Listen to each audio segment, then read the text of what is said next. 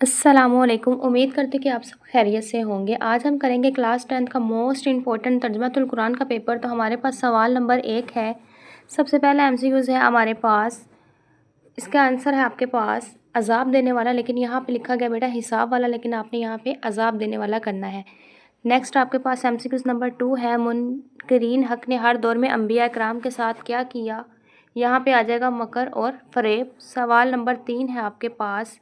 यहाँ पे आपके पास इसका आंसर है ए वाला, क्योंकि टाइम कम होता है तो मैं सिर्फ आपको इसका आंसर्स ही बता रही हूँ।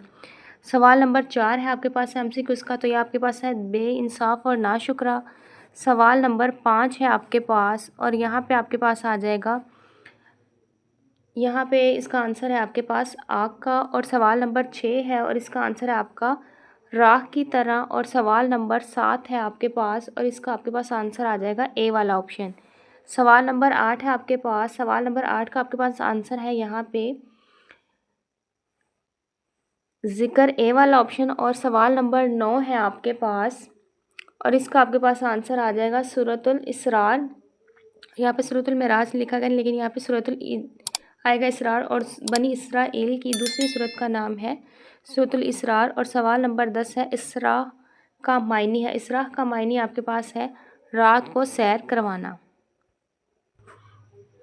बेटा यहाँ पे आपके पास है सवाल नंबर 2, कोई से 5 अज्जा के मुख्तसर जवाबात लिखे। पहला सवाल है जानवरों से मुतल्लिक मुशरिकीन के कोई से 2 अकायद तहरीर करें। सवाल नंबर 2 है सूरतुल इनाम की रोशनी में कोई से 2 माशरती अहकाम लिखे। सवाल नंबर 3 है मुकाम अरफ़ाफ़ से क्या मुराद है।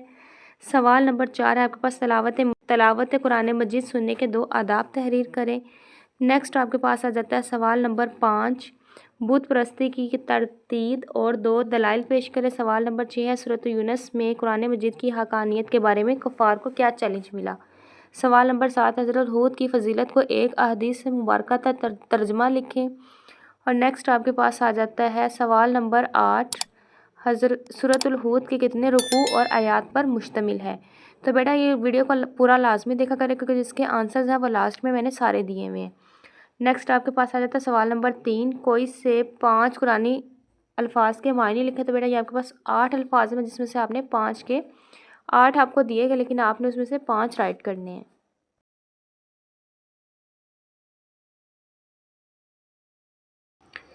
नेक्स्ट आपके पास है सवाल नंबर 4। यहाँ पे आपके पास ये 5 दिए गए, लेकिन आपने इनमें से कोई 3 अज्जा का बामुहावरा तर्जुमा लिखना है, और उसके मैंने जो है आंसर अभी नेक्स्ट डे आपने वीडियो को पूरा लाजमी देखना। आगे है सवाल नंबर 5, इसके भी 2 पार्ट हैं, सूरतुल अराफ का तारुफ और सूरतुल हूद का तारुफ। मरकज़ी मज़मून और बुनियादी मज़ामीन आपके पास। यहाँ पे बेटे मैंने इसका आंसर दिए हुए। सवाल नंबर आपके पास सबसे पहले 2 है, कोई से 5 अज्जा के मुख्तसर जवाबात लिखे। सवाल नंबर आपके पास 1 है, जानवर से मुतल्लिक मुशरिकीन के कोई से 2 अकायद तहरीर कीजिए। और यहाँ पे हमारे पास ये बेटा चेक कर ले, मैंने इसका आंसर दे दिया है। यहाँ पे हमारे पास है मुशरिकीन मक्का ने अपनी मर्ज़ी से कुछ जानवरों को बुतों के नाम पर वक़फ़ कर रखा था और इन्हें हराम करार दिया था। नेक्स्ट हमारे पास है सेकंड पार्ट, वो बाज़ जानवरों का गोश्त सिर्फ मर्दों के लिए हलाल और औरतों के लिए हराम समझते थे। नेक्स्ट बेटा आपके पास है सवाल नंबर 2, सूरतुल नाम की रोशनी में कोई से 2 माशरती अहकामात तहरीर कीजिए। तो पहला है वालिदैन के साथ हुस्न सलूक करना, दूसरा नाप तोल में कमी करना और इंसाफ के साथ पूरा तोलना।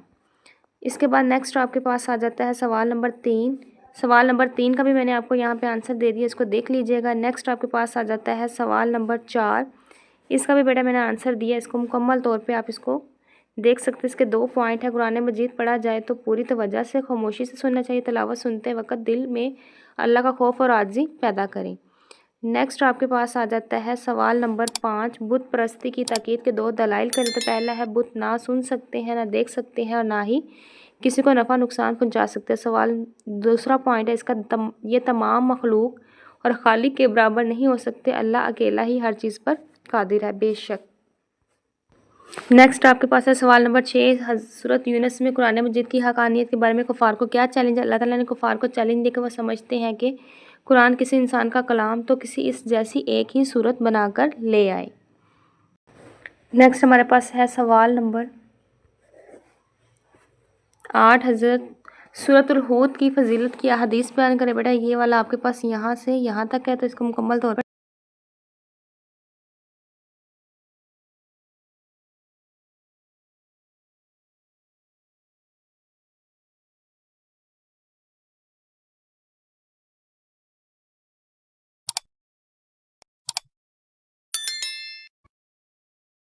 सूरत सवाल नंबर 2 का आखिरी पार्ट आपके पास सूरत हूद कितने रुकू और आयात पर मुश्तमिल है? तो ये 10 रुकू और 123 आयात पर मुश्तमिल है। नेक्स्ट हमारे पास है अल्फाज मायने। तो हमारे पास ये 8 जो है वो आपके पास दिए गए हैं और 8 में से आपने 5 ही आंसर्स देने हैं। नेक्स्ट आपके पास सवाल नंबर 4 है। सवाल नंबर 4 में भी आपके पास कोई से 3 अज्जा और इनमें से आपने किसी 3 का तर्जुमा राइट करना है। तो आपके पास यहाँ पर स्टॉप करके चेक कर ले पहला, और इसको स्टॉप करके स्क्रीनशॉट ले सकते हैं और इस तर्जुमे को याद कर ले। यहाँ पे आपके पास 3, ये चौथे का आपके पास तर्जुमा है और यहाँ पे आपके पास 5वें का तर्जुमा है। और इसके बाद आपके पास आ जाता है सवाल नंबर 5 लॉन्ग क्वेश्चन। दर्जा ज़ेल में से किसी एक मौजू का नोट लिखें। सूरतुल अराफ का तारुफ है मरकज़ी मौजू और बुनियादी मज़ामीन। और यहाँ पे आपने ये सारा लॉन्ग क्वेश्चन आपके पास मौजूद है, इसको आप कर सकते हैं। बुनियादी मज़ामीन और साबका अम्बिया।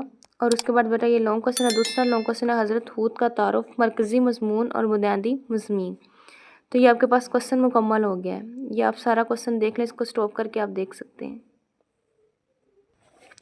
एक दफ़ा दोबारा इस पेपर को दोबारा से देख लें ताकि कोई भी आपका पॉइंट मिस ना हो, और गेस्ट पेपर को पूरा देखा करें ताकि आपका जो पेपर है वो अच्छा हो सके।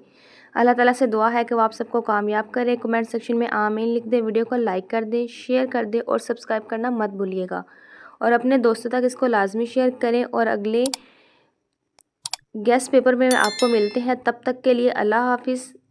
अगर आपको नेक्स्ट किसी भी और पेपर की या किसी भी चीज़ की समझ नहीं आ रही तो आप कमेंट सेक्शन में मुझे बता दें।